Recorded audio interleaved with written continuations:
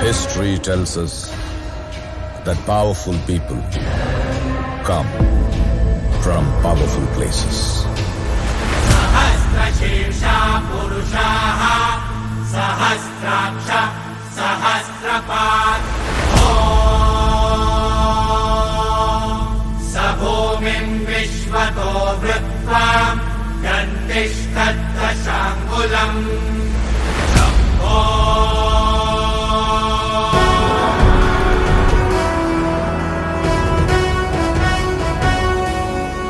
अयं दुर्लङ्घ्यः अयम् उत्तुङ्गः हिन्दुशक्तिभूतः शिवनृपनिर्मितः दुर्गराज रायदुर्ग विराजते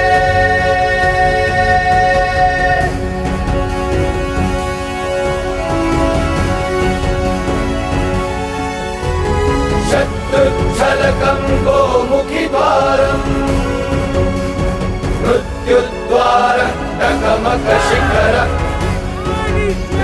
नानाद्रव्यालङ्कारापणम् प्रासादो जगदीश्वरस्य अभिराजते। रायगड भूमीवरती आपल्या मंदार शिक्षणाचं मी अभिनंदन करतो।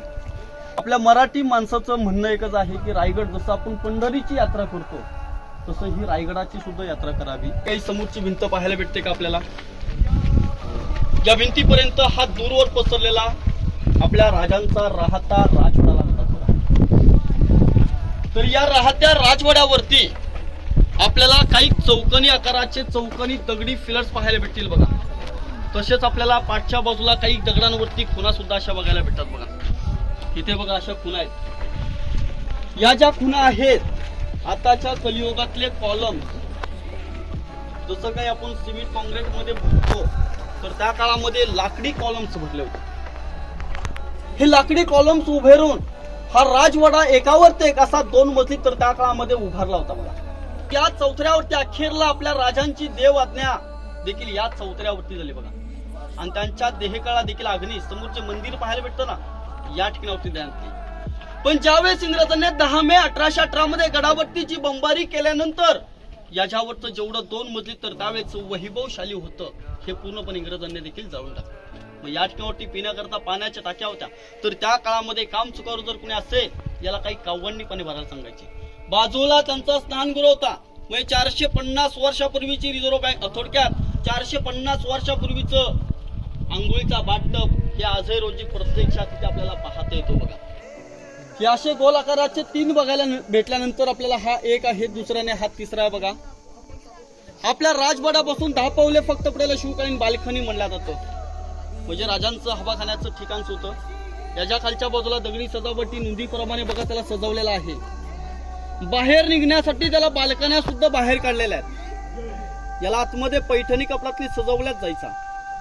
आतमध्ये मखमलीची फुलं लावायचे आणि आतमध्ये दिवे किंवा पंथ्या लावायचे बघा। जसा राजवाड्याला शोभा येईल तसं या दोघांना शोभा देखील आणल्यात जायचा।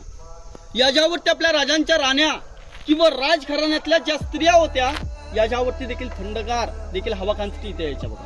हा एकावरती एक 7 मंजिलवरती होता बघा। 7 मजल्यावरती पाण्याची टाकी होती। तांब्याच्या नळीने पाणी खाली सोडायचं, खालनं आपण कारंजी किंवा फाउंटन म्हणतो का, अशा पद्धतीनुसार खालनं पाणी वरती उडायला जायचं। महाराज जर कोणत्याही गडकिल्ले जिंकून जर आले तर याच्यावरती भगवा झेंडा फडकवला जायचा, म्हणून त्याला शिवकालीन विजय स्तंभ असं म्हटलं जातं बघा। समोर आपल्याला विटांच्या बांधकाम रूम पाहायला भेटते। या रूमचं नाव आहे टाकसाळ। टाकसाळ म्हणजे राज मुद्रा नाणे होण, तर त्यावेळेची कॉइन्स त्यावेळेचे पैसे तयार केले जायचे। 450 वर्षापूर्वीची रिझर्व्ह बँक देखील त्या ठिकाणी होती। मेघमच्या आतमध्ये जी महाराजांची प्रतिमा जी बसवलेली आहे ना, ही 6 जून 1674 मध्ये म्हणजे 2009 मध्ये त्या प्रतिमाचं उद्घाटन केलं। युवराज संभाजी भोसले म्हणतात कोल्हापूरचे, त्यांच्या हस्ते त्या प्रतिमाचं उद्घाटन केलेलं आहे। या प्रतिमेच्या खाली चौकोनी 3 खिडक्या ज्या बघायला भेटतात ना आपल्याला, या खिडक्यांच्या आतमध्ये असा एक काळा दगड आहे। काळ्या दगडावरती राजांचं राज्यातलं भरलेलं 32 मन सोन्याचं सिंहासन होतं। एक मन म्हणलं जातं 40 किलोचं होतं। असं पूर्णपणे 1280 किलो भरलेलं रत्नजडित सोन्याचं सिंहासन देखील या ठिकाणावरती होतं बघा। पण ज्यावेळेस औरंगजेबाचं वकील म्हणतात की जुल्फिकार खान हे जर टोपण नावाचं इतिगत खान हा रायगडावरच्या चंद्राच्यावरती घणाचं खाऊ टाकलं विसाळलं आणि या ठिकाणाहून औरंगजेबाला अशी भेट पाठवली. मग त्या राज्यातलं भरलेलं 32 मन सोन्याचं सिंहासन तर काही पाहायला भेटत नाही आपल्याला. परंतु या दरबारामध्ये आपल्या राजांचा राज्याभिषेक सोहळा आणि राज्याभिषेक सोहळ्यासाठी एक व्यक्ती रायगडावरती पायी चुनगडावर ठेवली होती. आपण राज्याभिषेकाचं पोस्टर किंवा छायाचित्र सर्वांनी पाहिलं असेल. या पोस्टरमध्ये एक व्हाईट कलरची व्यक्ती आपल्या राजांना डोक्यावरचा व्हाईट कलरचा फेटा तिवार काढलेला आहे आणि तिवार वाकून राहतो. घासल्याशिवाय धार नाही या तलवारीच्या पातेला, घासल्याशिवाय धार नाही या तलवारीच्या पातेला आणि मर्द मराठ्यांशिवाय अर्थ नाही बघा या महाराष्ट्राच्या काळ्या मातीला.